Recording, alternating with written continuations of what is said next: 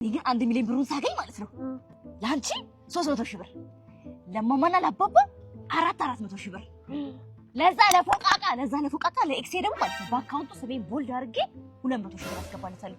ከዛ ለክራሺ ደግሞ 70 ሺህ ብር ቆይ 100 ሺህ ብር ባረግለት ከዛ ለተቸገሩ ደግሞ 200 ሺህ ብር እሰጣለሁ።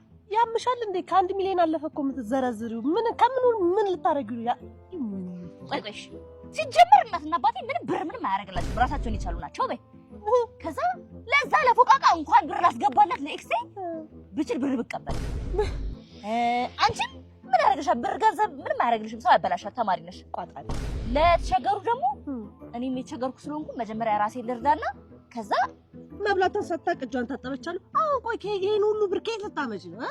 አሰማሽም እንዴ ስለ 1 ሚሊዮን ብር የሚሪንዳ ቻሌንጅ